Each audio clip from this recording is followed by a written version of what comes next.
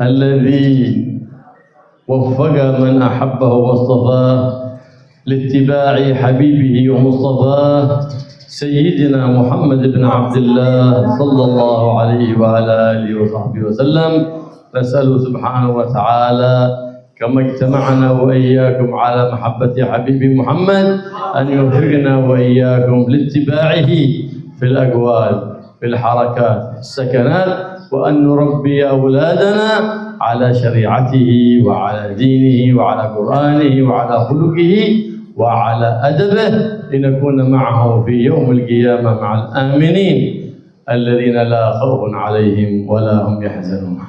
Alhamdulillah, beliau mulai bersyukur kepada Allah Subhanahu wa taala, Allah yang mengumpulkan kita, yang memberi taufik kita untuk kumpul dengan cinta kepada Nabi Muhammad SAW. Semoga kita bisa terus cinta kepada Nabi Muhammad. Kita sebagaimana dikumpulkan di sini karena cinta kepada Nabi Muhammad, maka kita minta kepada Allah Subhanahu wa taala diberi taufik oleh Allah bisa meneladani di dalam ucapan, perbuatan, gerak-gerik, bahkan diamnya kita. Kita berharap juga bisa mendidik anak-anak kita sesuai ajaran Nabi Muhammad SAW agar kita bisa berkumpul kelak bersama golongan-golongan mulia di hari kiamat bersama orang-orang yang beriman kepada Allah Subhanahu wa taala. وقد قال صلى الله عليه وآله وسلم أحب العباد لرب العباد أنفعهم لعباده، حيثما كان العبد يسعى في نفع عباده سبحانه وتعالى فإنه يكون أقرب إلى الله وإلى حبيبه محمد صلى الله عليه وعلى آله وصحبه وسلم. Itu Nabi Muhammad SAW bersabda, paling dekatnya hamba kepada Tuhan seluruh hamba Allah Subhanahu wa taala adalah mereka yang bisa paling bermanfaat kepada hamba lain. Maka ketika seseorang punya manfaat besar kepada hamba yang lain, dia bakal menjadi orang yang paling dekat kepada Allah, paling dekat kepada Nabi Muhammad SAW. وأعظم هدية يهديها المؤمن لأخيه المؤمن هي نصيحة في أمر دينه، فإن النبي محمد صلى الله عليه وآله وصحبه وسلم يقول الدين النصيحة. Dan sebaik-sebaiknya hadiah yang dikasihkan orang mukmin ke mukmin lain, kalau mau ngasih hadiah, maka hadiah terbaik adalah nasihat. Nasihat yang baik, sebagaimana dikatakan agama isinya adalah nasihat. وقد أوحى الله سبحانه وتعالى لسيدنا موسى على نبينا وعليه وعلى سائر الأنبياء والمرسلين أفضل الصلاة وأزكى التحية والتسليم: يا موسى علم الناس الخير فإني مؤنس قبور معلمي الناس الخير إلى يوم القيامة لكي لا يستوحشوا، يكون في أمان مع الآمنين المطمئنين الذين لا خوف عليهم ولا هم يحزنون. Itu Allah Subhanahu wa taala mewahyukan kepada nabinya Nabi Musa alaihi wa ala nabiyina afdhalus salatu wassalam. Nabi Musa diwahyukan oleh Allah, wahai Musa, ajarkan manusia-manusia hal baik, ajarkan ilmu kepada manusia-manusia, kata Allah, karena Allah bakal memberikan ketenangan kuburan-kuburan orang yang hidupnya ngajari manusia lain ilmu, ngajari kebaikan kepada manusia lain agar mereka tidak gelisah di kuburan mereka. Mereka merasa aman, tenang di kuburan mereka. فإن الإنسان إذا أحب الخير لأخيه المؤمن ذلك دليل الإيمان، إذ يقول النبي محمد صلى الله عليه وآله وصحبه وسلم: لا يؤمن أحدكم حتى يحب لأخيه ما يحب لنفسه، مثل ما تحب لنفسك من الخير أحب لإخوانك، مثل ما تحب أن تدفع عن نفسك البوس والضير أحب لإخوانك كذلك. حين تكون من المحبين لإخوانهم المسلمين، من المهتمين بأمر المسلمين، فإن من لم يهتم بأمر المسلمين فليس منهم كما أخبر بذلك النبي محمد صلى الله عليه وآله وسلم. Dan juga usahakanlah kita punya kepedulian kepada muslim lain atas kebaikan yang bisa sampai kepada mereka, karena ini merupakan tanda kesempurnaan imannya seorang hamba ketika peduli atas kebaikan yang didapatkan oleh kaum muslimin. Nabi Muhammad SAW bersabda, tidak sempurna iman kalian sampai kalian suka hal baik kepada saudara kalian mukmin lain sebagaimana kalian suka hal baik itu kepada diri kalian sendiri. Kalian peduli kebaikan, kepingin kalian ingin meraih kebaikan apapun sebagaimana kalian ingin, maka usahakan itu kalian ingin kebaikan tersebut juga diraih oleh saudara kalian. Begitu juga sebagaimana kalian tidak ingin keburukan, kesialan menimpa kalian, dan juga jadikan itu juga dalam hati kalian jangan sampai kesialan, keburukan menimpa saudara kalian yang muslim. Perhatian kepada urusan sesama muslim. Kata Nabi Muhammad SAW, orang yang tidak perhatian dengan urusan muslim maka bukan golongan kaum muslim, kata Nabi Muhammad SAW. ينبغي للإنسان من حين ما يصبح المؤمن أن ينوي فعل الخير. إذا نوى فعل الخير إن وفقه الله لفعله أعطي أجره مرتين، وإن لم يوفق لفعله فإنه يعطي أجره مرة للنية الصالحة. فلهذا كانت نية المؤمن خير من عمل. إن صلحت النية كان العمل أصلح، وإن قبحت النية كان العمل أقبح. Dan juga hal yang penting sebagai seorang muslim mukmin, kita harus selalu punya niat yang baik. Ketika niat tersebut baik, kemudian terwujud niat tersebut, maka dapat pahala double dari Allah Subhanahu wa taala. Tapi walaupun tidak terwujud, maka sudah dapat pahala dari Allah Subhanahu wa taala karena niatnya dia yang baik. Kalau dia bisa diberikan taufik oleh Allah mewujudkan niat, dia aplikasikan, dia lakukan dalam perbuatannya sesuai niatnya, maka ditambah lagi pahala oleh Allah Subhanahu wa taala. Niatnya seorang mukmin itu lebih baik daripada amalnya. Maka perbanyak niat. Kalau niat orang sudah bagus, insya Allah nanti terwujud amalan perbuatan dia jadi bagus. Tapi kalau sudah niatnya jelek, maka perilaku dia pun jadi lebih jelek. فعلى قدر الرحمة في القلوب يكون العطاء من علام الغيوب بواسطة الحبيب المحبوب محمد صلى الله عليه وعلى آله وصحبه وسلم. فما صار الأولياء أولياء ولا الأقطاب أقطاب ولا الأوتاد أوتاد إلا بسلامة الصدور وبالرحمة بعباد الله سبحانه وتعالى وسخاوة النفوس يبذلون المساعدة ما فضل عن حاجتهم لإخوانهم المسلمين. بهذا علت أقدارهم، فلهذا ارتفعت مرتبتهم عند مولاهم سبحانه وتعالى.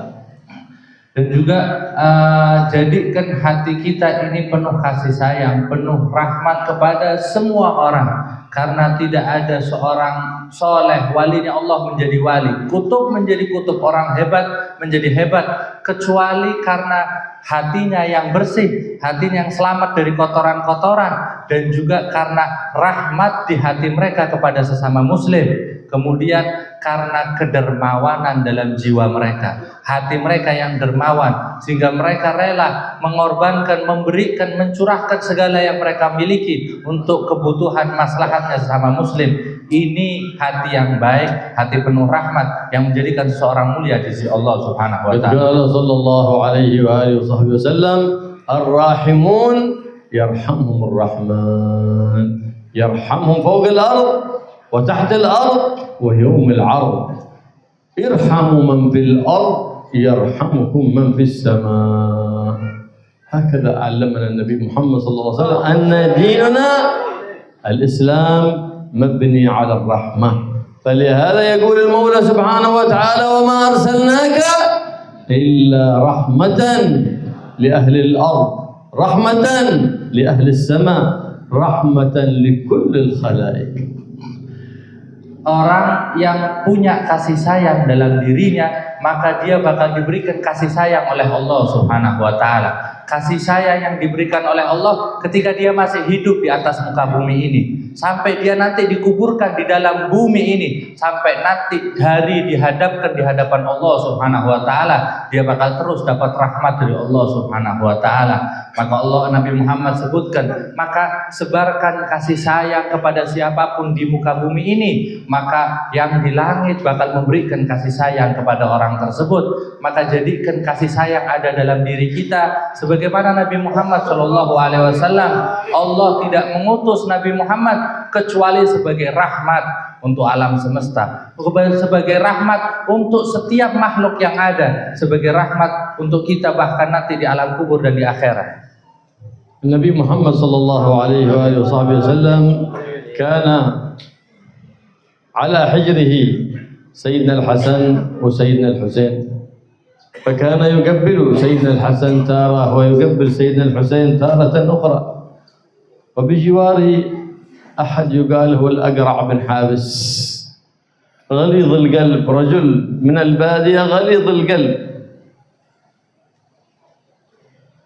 فقال: أو تقبلون أبناءكم؟ قال: نعم، إنها رحمة جعلها الله في القلوب.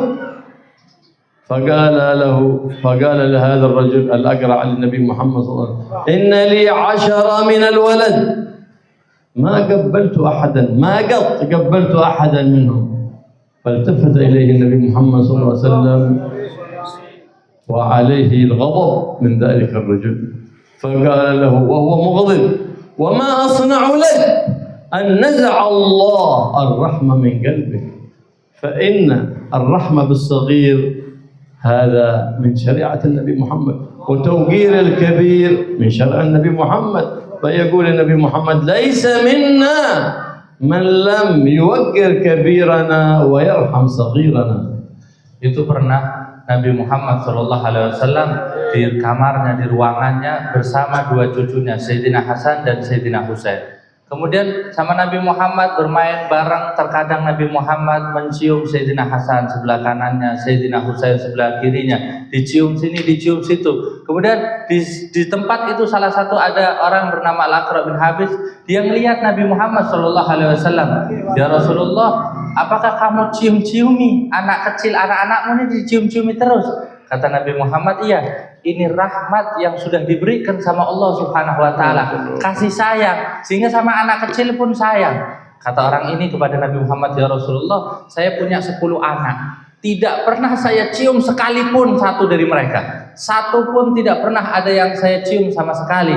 Kata orang tersebut. Kemudian marah Nabi Muhammad melihat kayak gini, menoleh Nabi Muhammad ke arah orang tersebut sambil mengatakan, apa yang perlu saya perbuat dari hati yang sudah dicabut rahmat dari Allah oleh Allah Subhanahu wa taala? Mau ngomong apa? Rahmatnya sudah dicabut dari hati. Rahmat sayang sama anak kecil, ini sunnahnya Nabi Muhammad SAW. Menghormati yang tua, sunnah ajaran Nabi Muhammad SAW. Kata Nabi Muhammad dalam hadisnya, bukan golongan kami orang yang tidak bisa menghormati yang lebih tua dan tidak menyayangi yang lebih kecil.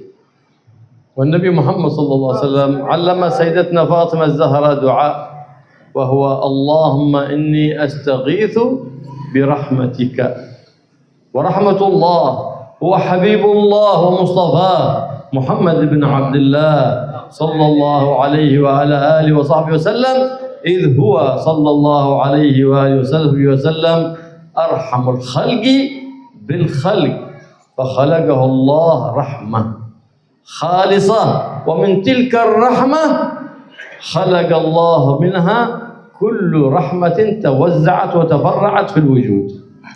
Itu Nabi Muhammad SAW pernah mengajarkan doa kepada putrinya Sayyidah Fatimah. Bacalah doa, kata Nabi Muhammad, Allahumma inni astaghiitsuka birahmatik. Ya Allah, saya minta pertolongan anugerah darimu ya Allah dengan rahmatmu ya Allah. Rahmatnya Allah, kekasihnya Allah, pilihannya Allah, yaitu Nabi Muhammad SAW, lambang daripada rahmatnya Allah Subhanahu wa taala. Beliau Nabi Muhammad adalah rahmat yang murni, yang Allah ciptakan memang sebagai rahmat Nabi Muhammad SAW. Dari rahmat yang ada dari Nabi Muhammad SAW lah Allah ciptakan, Allah sebarkan, Allah bagi-bagikan rahmat kepada kasih sayang yang ada sekarang ini terbagi-bagi, sumbernya dari rahmat Nabi Muhammad SAW. فالرحمة في القلب هي دليل الإيمان، وكلما ازدادت الرحمة في القلب ازداد الإيمان. الله يقوي إيماننا وإيمانكم ويجعلنا وإياكم متراحمون في الله متناصحون في الله بجاه حبيبي ومصطفى محمد بن عبد الله صلى الله عليه وآله وسلم. Maka rahmat ketika ada dalam hati itu termasuk dalil bukti bahwasanya adanya iman. Semakin bertambahnya rahmat, maka semakin bertambahnya iman kita kepada Allah Subhanahu wa taala. Kita minta sama Allah Subhanahu wa taala kita dijadikan orang yang saling kasih sayang, yang ada dalam dirinya rahmat kepada sesama kita semua. من الرحمة أول تبدأ بأنفسنا، نرحم أنفسنا. بماذا نرحم أنفسنا؟ بامتثال الأوامر واجتناب النواهي. نرحم أولادنا، بماذا نرحم أولادنا؟ بأن نربيهم على أدب النبي محمد وخلق النبي محمد وشرع النبي محمد صلى الله عليه وآله وصحبه وسلم، ونأمرهم بإقامة الصلاة في أوقاتها وأداء الواجبات وننهاهم عن المنهيات. Di antara bentuk rahmat dalam diri kita pertama adalah kita rahmati dulu diri kita. Kita sayangi diri kita. Gimana kita sayangi diri kita masing-masing? Kita jalankan segala perintah Allah, jauhi segala larangan yang dilarang oleh Allah Subhanahu wa taala. Itu bentuk rahmat kita kepada diri kita. Kemudian kita di antara rahmat adalah kita sayangi anak-anak kita. Gimana rahmat terhadap anak? Mendidik mereka dengan benar. Ajarkan adabnya Nabi Muhammad, ajaran Nabi Muhammad, akhlaknya Nabi Muhammad SAW. Dengan seperti ini, maka kita bentuk rahmat kepada diri dan rahmat kepada anak-anak kita. فالبيت الذي فيه تارك الصلاة لا تدخله رحمة ولا تدخله بركة. فنأمر أولادنا بالصلاة لأن كلنا نحتاج للرحمة والبركة في بيوتنا. فكثير يقول أنا أيقظ أولادي لكن ما شي فائدة، وقضهم ما ينبهون حتى تعب. طيب لو كان هذا اليوم اشتعل نار في البيت وخرب أهل البيت كلهم وأيقظت ابنك وهو نايم، هل تتركه يحترق أو تعمل تصرف آخر لاستيقاظه؟ لا شك أنك بتعمل كل الحيل وربما حملته. هذه نار الدنيا، فما بالك بنار الآخرة. Ajarkan anak-anak sholat, perintahkan sholat. Jangan sampai mereka meninggalkan sholat, karena sholat penting. Disebutkan orang yang meninggalkan sholat, maka nanti musibah sendiri bagi orang tuanya. Maka sebagai orang tua jangan sampai rela anak-anaknya ninggalkan sholat. Kalau orang tuanya ngerasa saya sudah banguni mereka, saya sudah mengingatkan mereka, tapi dia tidak mau bangun, dia tidak mau jalankan sholat, gimana? Sekarang bayangkan, kata beliau, sekarang bayangkan gimana kalau misalnya ada rumah kebakaran. Di dalamnya keluarga itu penduduk rumah atau keluarganya tersebut semuanya menyelamatkan diri. Tinggal anaknya tidur, masih di dalam kamar. Apakah ketika dibanguni sekali tidak mau bangun, ditinggal sama orang tuanya, sama bapaknya? Apa bakal berbuat hal lain? Pasti berbuat hal yang lain. Dibanguni secara paksa, gimana pun caranya, bakal harus sampai bangun. Kalau perlu digendong, dibawa biar keluar anaknya selamat. Ini baru api dunia. Maka kita harus mikir gimana nanti api di neraka. قال الله سبحانه وتعالى يا أيها الذين آمنوا قوا أنفسكم وأهليكم نارا وقودها الناس والحجارة.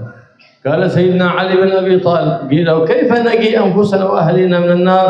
قال بتعليمهم أمر دينهم وقرآن نبيهم وخلق نبيهم محمد صلى الله عليه وآله وصحبه وسلم. فإنك إن تركت لأولادك الأدب فالأدب يبقى في حياتك بذكر حسن وبعد وفاتك بذكر حسن، وإن خلفت لهم الذهب بلا أدب فإن الذهب يفنى. وإن خلفت لهم الأدب والذهب فقد خلفت لهم خير الدنيا وخير الآخرة. Allah Subhanahu wa taala berfirman, wahai orang-orang yang beriman, jagalah diri kalian dan keluarga kalian dari api neraka. Api neraka yang bahan bakarnya adalah manusia yang maksiat dan juga bebatuan. Jaga diri kalian. Sayyidina Ali bin Abi Thalib bertanya kepada Nabi Muhammad, ya Rasulullah, gimana kita jaga diri kita sama keluarga kita dari api neraka? Diajarkan menjaga dari api neraka dengan mengajarkan agama, mengajarkan ilmu, ajarkan syariat Nabi Muhammad SAW, itu menjaga mereka dari neraka. Dikatakan kalau kamu meninggalkan anak-anakmu kelak dengan adab yang baik, maka itu bakal terus ada, adab bakal kekal di diri anak-anak kalian, dan itu bakal jadi kenangan yang baik, kenangan yang bagus terus netep di diri anak kalian. Tapi kalau kamu meninggalkan untuk anak-anakmu hanya sekedar emas, harta, maka harta bakal hilang, bakal binasa. Kalau kamu bisa ninggalkan untuk anak-anakmu emas, harta, dan juga adab ilmu Nabi Muhammad SAW, kamu telah memberikan kebaikan dunia dan akhirat kepada anak-anakmu. ولا يعرف الأولاد حقوق الوالدين ولا حقوق الجيران ولا حقوق الأرحام ولا أي شيء من الحقوق إلا بحضور مجالس العلم. أي إذا تعلموا علم النبي محمد، العلم المتصل بالنبي محمد، من العلماء الذين اتصل علمهم بالنبي محمد واتصلت تربيتهم بسيد المربين محمد صلى الله عليه وآله وصحبه وسلم، فهو القائل صلى الله عليه وآله وصحبه وسلم: حضور مجلس علم خيرا من صلاة 1000 ركعة ومن عيادة 1000 مريض ومن تشجيع 1000 جنازة. Dan anak-anak itu tidak bakal tahu tugas mereka kepada orang tuanya, tugas mereka untuk hidup bertetangga, kepada temannya, kepada siapapun, kecuali ketika mereka belajar ilmunya Nabi Muhammad SAW. Mereka hadir duduk di majelisnya ulama yang nyambung sampai Nabi Muhammad SAW, yang punya sanad ilmu kepada Nabi Muhammad, yang punya bahkan tarbiyah, pendidikan yang didapat dari guru-guru, sampai pendidikan yang tarbiyah didapat dari Nabi Muhammad SAW. Itu Nabi Muhammad SAW bersabda, setiap majelis baik, majelis ilmu untuk nuntut ilmu itu lebih baik daripada sholat 1000 rakaat, menjenguk, menengok orang sakit 1000 orang sakit, menghadiri, menyiapkan jenazah 1000 jenazah. يقول سيدنا جعفر الصادق بن محمد الباقر حفيد سبط النبي محمد صلى الله عليه وسلم: رباني أبي على 3 خصال. الخصلة الأولى: من صاحب من يدخل مدخل السوء يتهم، من يدخل مدخل السوء يتهم حتى وإن كنت من الأخيار.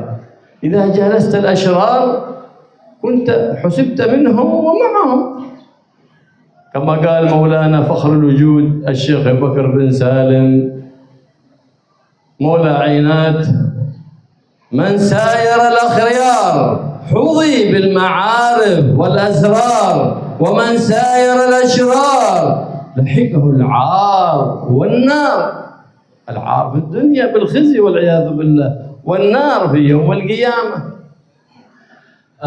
Itu Sayyidina Ja'far Shadiq bin Muhammad al-Baqir, cucu daripada Sayyidina Husain, cucu Nabi Muhammad SAW. Itu beliau mengatakan, saya diajari 3 hal oleh ayah saya. Pertama, orang yang masuk ke tempat yang buruk maka dia bakal dicurigai. Orang kumpul masuk ke tempatnya orang-orang buruk, dia bakal dicurigai buruk. Nunjukkan ketika dia ngumpul sama orang-orang yang jelek, maka dia bakal kebawa jeleknya. Ngumpul di dunia ini sama orang-orang yang tidak bagus, bakal ketularan, bakal kebawa jeleknya. Sayyidina Syekh Abu Bakar bin Salim mengatakan, barang siapa yang selalu bersama orang-orang baik, nanti dia bakal dilimpahi, bakal diberikan anugerah oleh Allah dengan ilmu pengetahuan dan kebaikan. Tapi barang siapa yang ngumpulnya dengan orang-orang jelek, maka dia berhak, layak untuk mendapatkan kehinaan di dunia dan api neraka di akhirat. الخصلة الثانية التي علم وربى سيدنا محمد الباقر ابنه جعفر الصادق عليها قال ومن صاحب سوء لا يسلم إذا صحبت صحبة سيئة ما تسلم. لماذا؟ لأن الطباع تسرق الطباع ومن ساير خبيثا ضاع. وقد قال صلى الله عليه وآله وصحبه وسلم المرء على دين خليله فلينظر أحدكم من يخالل.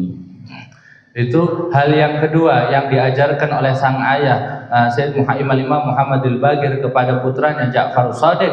Beliau mengatakan barang siapa yang berteman dengan teman yang buruk, dia tidak bakal selamat. Ketika temannya buruk, maka nanti ke bawah itu tabiat buruk. Karena tabiat itu nular kepada yang ngumpul bareng. Ketika ngumpulnya dengan orang buruk, maka nanti dia kebawa ketularan tabiat jelek itu. Sebagaimana Nabi Muhammad SAW menyebutkan agama seseorang itu terkontaminasi dengan agama temannya, wawasan temannya. Maka lihat-lihatlah dengan siapa kita duduk, dengan siapa kita berteman. ولهذا كان السلف الصالح من أركان التربية عندهم لأولادهم ولطلبتهم حفظهم من جليس السوء. عن المرء لا تسأل وسل عن قرينه إن القرين بالمقارن يقتدي. جاء إنسان بيشاركك شركة معك، بيعمل شركة، بيخطب عندك، بيتزوج، بتسأل عنه هل يروح المسجد ولا ما يروح المسجد، هل يذهب إلى المعهد أم لا. لا، تسأل عن من يجالس، بتعرف من هو، اعرف من يجالس. إن جالس الأخيار فيكون من الأخرار وإن كان من الأشرار اليوم، وإن كان يجالس الأشرار فيكون من الأشرار وإن كان اليوم هو يحسب من الأخيار. Seseorang itu bakal terpengaruh dengan lingkungannya, dengan sekitarnya. Ketika dia duduk dengan orang baik, maka dia bakal terpengaruh menjadi baik juga. Kepada seseorang tidak perlu ditanya tentang dirinya, tapi temannya yang nanti mempengaruhi, karena seseorang itu bakal terpengaruh dengan orang yang ngumpul bareng terus. Contohnya kita kalau ada orang datang kepingin punya hubungan sama kita, atau kepingin ada seseorang kepingin ngelamar wanita, apakah bakal ditanya orangnya langsung, kamu orang bener enggak? Kamu sholat enggak? Kamu ke pondok enggak? Kamu hadir majelis enggak? Enggak perlu ditanya ke orangnya langsung. Bisa hanya sekedar dilihat dengan perkumpulannya dia, dengan lingkungannya dia. Tanya mereka, nanti tahu gimana orang tersebut. Karena pengaruh dari perkumpulan itu sangat kuat mempengaruhi orang tersebut. وكثير من الناس اليوم مجالستهم عبر الجوالات وعبر الفيسبوك وعبر الانستغرام وعبر وسائل التقاطع الاجتماعي. هذه مجالستهم، فكل رقم عندك ما يذكرك بالله، كل جروب فيه ألفاظ بذيئة ينبغي أن تخرج منه. هذه من الصحبة السيئة.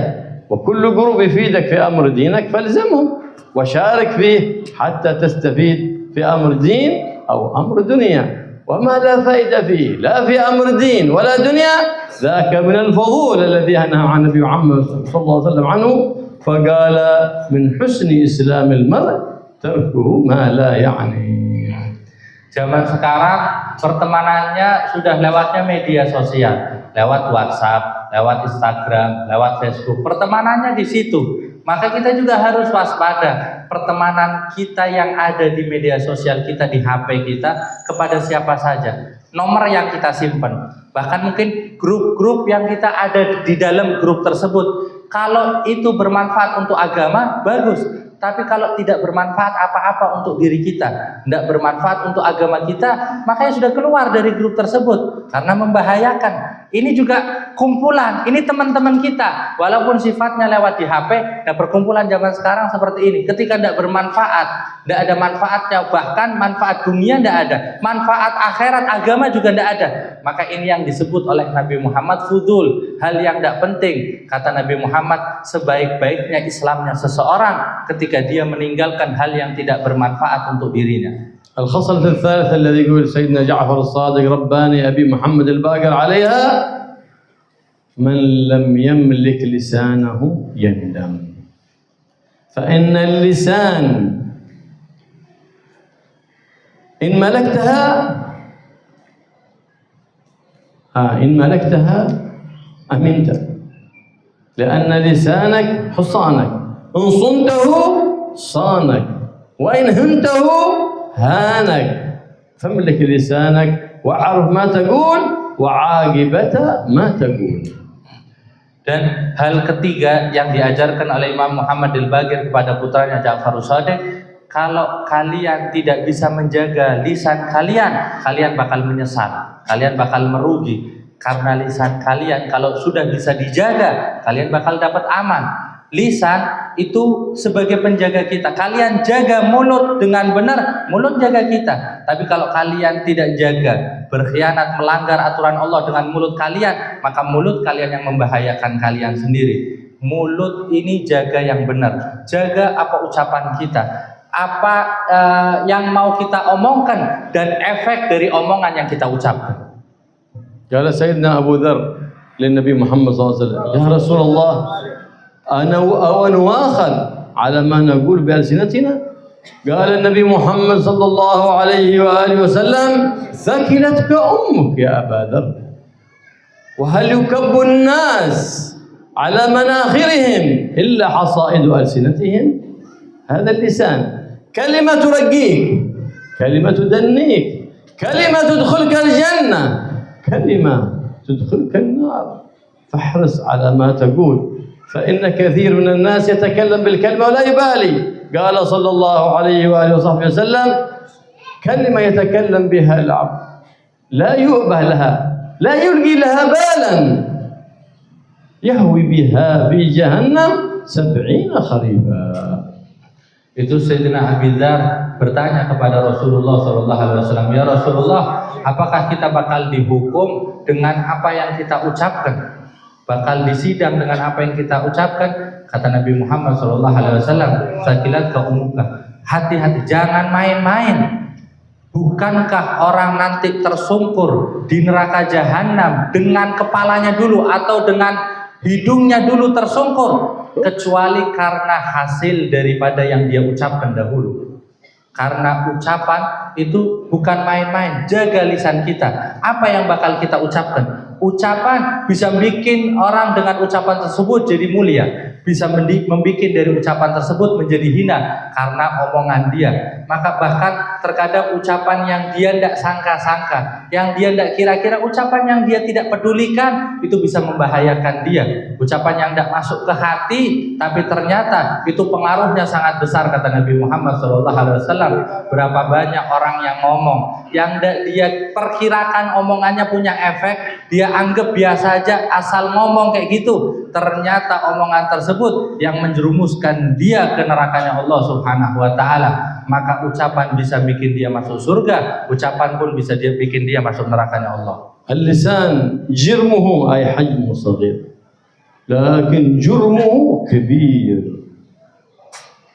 والويئة والواتساب وغير ذلك من هذه الوسائل هذا كذلك من اللسان، لأن القلم من اللسان، القلم أحد اللسانين، وما تكتبه في الواتساب أو الSMS هو أحد اللسانين كذلك. فانتبه، بضغطة واحدة بزر من الجوال إما تدنيك أو ترقيك. Mulut itu walaupun bentuknya kecil, mulut bentuknya kecil, tapi efeknya sangat besar, pengaruhnya sangat besar, bahayanya sangat besar. Mulut sekedar ngomong apa tapi bahayanya besar. Begitu juga tangan ini, WhatsApp yang kita kirim pesan atau SMS atau apapun hanya dengan tulisan, karena tulisan itu salah satu dari bentuk kita bisa mengucapkan. Salah satu daripada cara kita ngomong dengan nulis, asal kirim itu bisa bikin kalian jadi hina, dan dengan nulis apa yang mulia yang bagus bisa bikin kalian jadi mulia. Kullu jurhin ilajuhu mumkin. Ay jurh fil jism fatruh 'inda at-tabib ya'alajuh. Ma siwa ya fata jurh al-lisan.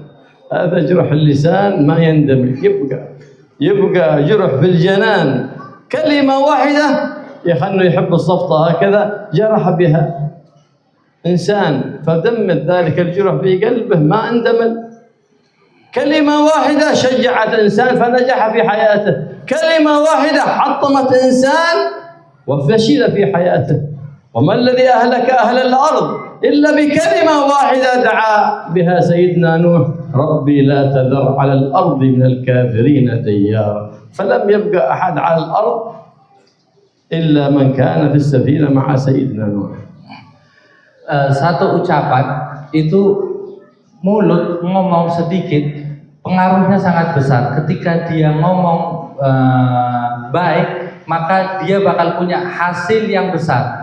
Sekedar satu ucapan berapa banyak bisa menginspirasi orang, dan satu ucapan berapa banyak bisa nyakiti. Itu lukanya apapun lukanya bisa diobati, tinggal ke dokter, luka apapun bisa diobati, kecuali katanya luka yang disebabkan oleh ucapan, luka yang disebabkan karena omongan, karena mulut ini, maka tidak bisa diobati. Ketika hati terluka karena ucapannya siapapun, karena salah ngomongnya seseorang, maka luka tersebut bakal selamanya ada. Mungkin seseorang anggap hanya bercanda, hanya sekedar ngomong, tapi melukai hati seseorang, maka luka tersebut tidak bisa disembuhkan. Ada terus walaupun minta maaf seperti apapun. Inilah pengaruhnya omongan. Sedikit salah ngomong sedikit bisa melukai hati orang selamanya. Ngomong hal bagus yang menginspirasi seseorang, dia bakal termotivasi sehingga jadi orang yang sukses. Atau ngomong sesuatu yang menghinakan seorang sehingga dia jadi pesimis, maka dia jadi orang yang gagal. Gimana pengaruhnya sekedar ucapan? Nabi Nuh dengan doanya, satu doa kepada Allah Subhanahu wa taala, pengaruhnya terjadi kehancuran di muka bumi ini. Nabi Nuh berdoa, ya Allah, jangan tinggalkan di muka bumi ini satu rumah pun, hancur semua, tidak ada yang beriman kepada Allah Subhanahu wa taala, sehingga Allah hancurkan, tidak ada yang di muka bumi ini satu pun, semuanya dihancurkan kecuali yang beriman bersama Nabi Nuh. Fa'amil an-nas kama tuhib an yu'amiluk. Tuhib an yu'amiluka bis-sidq wal ikhlas, fa'amilhum bis-sidq wal ikhlas. تحب أن يعاملوك بذمة ونية صالحة، فعاملهم بذمة ونية صالحة. فإن يوم القيامة يعامل الله العبد بما يعامل به إخوانه المسلمين. إذا كان يعاملهم بالعفو والمسامحة، يعامله الله يوم القيامة بالعفو والمسامحة. يعاملهم بالستر، يستر عوراتهم ولا يتتبع عوراتهم، يعامله الله بالستر.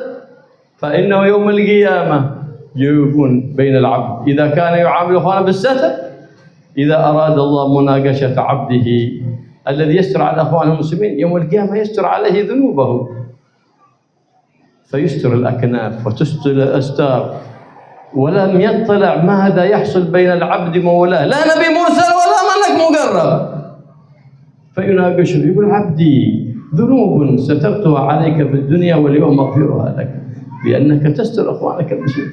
وإذا كان يتتبع عورات المسلمين، ينشر إشاعات في السوشيال ميديا على أخوانه المسلمين، فذاك يتتبع العورات، يوم القيامة ترفع الأستار والكنوز، فيناقشه الله ذنوبه أمام الملأ، أمام الأنبياء والرسول والملائكة وكل الخلائق، فيقرره على ذنوبه على الخلائق، على رؤوس الخلائق، وذاك هو يوم العرض الأكبر. فيقال: اقرأ كتابك كفى بنفسك اليوم عليك حسيبا. اقرأ فضائحك.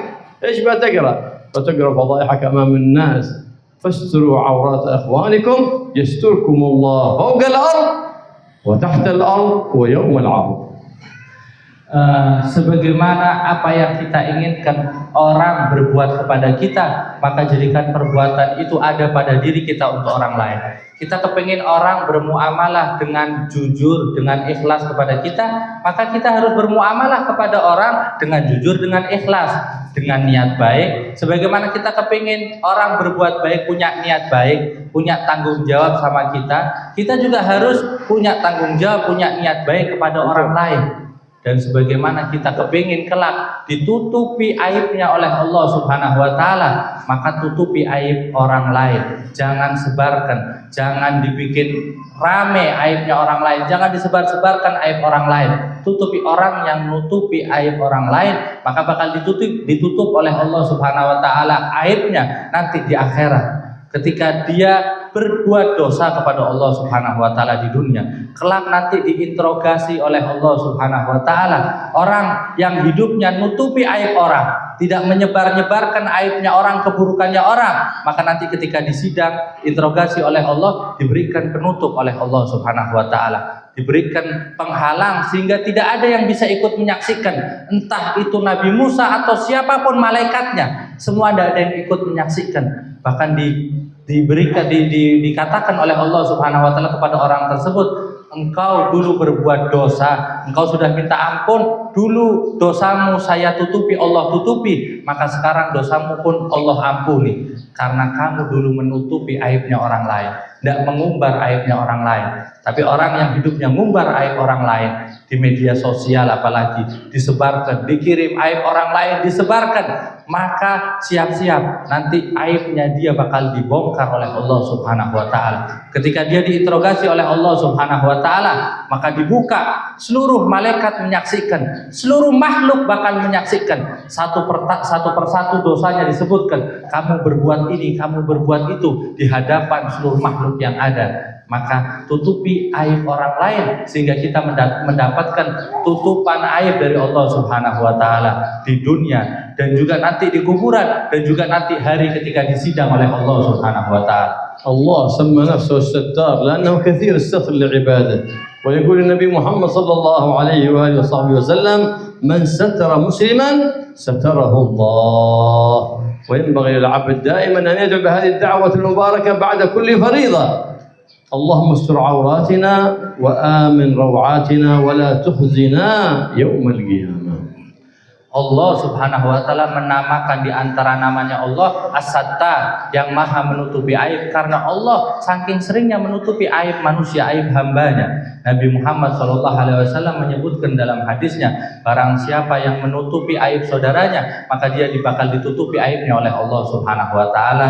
Maka di antara amalan yang perlu kita baca, doa di setiap sholat, kita membaca doa Allahumma astur auratana wa amin rawatana wala tukhzina yawma yub'atsun, wala tukhzina yawmal qiyamah wahfazna min mujibatin nadamah. Dan di antara doanya dilanjut lagi, wahfazna min mujibatin nadamah, jaga kami dari kesialan yang pasti, biar kita jadi orang yang beruntung.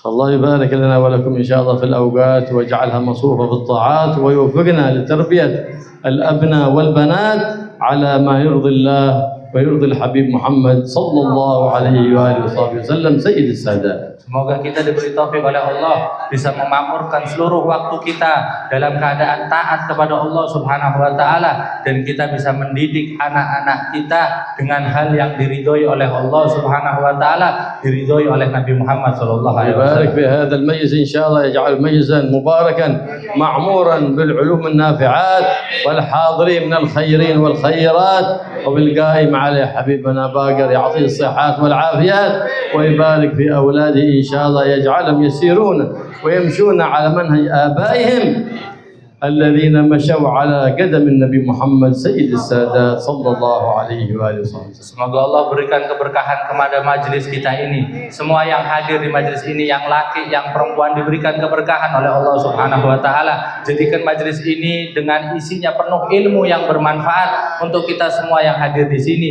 dan juga semoga Allah berikan penjagaan kepada guru kita Habib Bagir bin Hasan bin Syekh Abu Bakar, dijadikan keberkahan penjagaan dari Allah Subhanahu wa taala, dan juga anak-anak beliau bisa berjalan di jalan leluhur-leluhur mereka, jalan yang telah ditempuh di jalan Nabi Muhammad sallallahu alaihi wasallam. Allahumma ya man wafaqaha al-khair wa an'ama alayhi wafaqna al-khair wa anna alayhi. اللهم إنا نبات نعمتك فلا تجعلنا حصاد نعمتك. اللهم علمنا ما جهلنا وفقنا العمل بما علمنا وارزقنا الإخلاص فيما علمنا وفيما عملنا يا رب العالمين، ووفقنا لما يرضيك عنا وجنبنا كل ما يسقطه عنا، واعمر بيوتنا بالعلم والعمل والكرم والتقوى والخير والبركة والنور بجاه النبي محمد صلى الله عليه وآله وصحبه وسلم بدر البدور، واجعل مستقر العلم النافع في بيوتنا في مساجدنا في معاهدنا في مصليات، واجعل أرباب العلم النافع أولادنا وأحفادنا وطلبتنا يا رب العالمين، وجنبنا كل ما يصدك عنا، وقرب منا كل ما يرضيك عنا، واعطنا ما سألنا وفوق ما أملنا برحمتك يا أرحم الراحمين. والبركة في المال والبركة في العيال والبركة إن شاء الله في هذا المجلس يبقى معمور إلى يوم الدين إن شاء الله بالخيرات والبركات، ويجعل من يحضره من الحاضرين والحاضرات من الخيرين والخيرات، ويصلحنا ويصلحكم، ويجعلنا وإياكم صالحين مصلحين، ويخلقنا بأخلاق الصالحين، ويبعد عنا وعنكم كل خلق ذميم، ويبارك لنا ولكم في الأوقات والأكوات، ويقضي لنا ولكم الحاجات، بلغنا وإياكم كل الأمنيات، واجعلنا وإياكم بفصل الحصين من جميع الأذيات، حرز المكين من الذنوب والخطيئات، كلنا ولكم ما مضى ويحفظنا فيما بقي وما هو آت، بجاه النبي محمد صلى الله عليه وآله وصحبه وسلم سيد السادات، إنه على ما يشاء قدير في الإجابة جدير، وصلى الله على سيدنا محمد وعلى آله وصحبه وسلم، والحمد لله رب العالمين. بسر الفاتحة.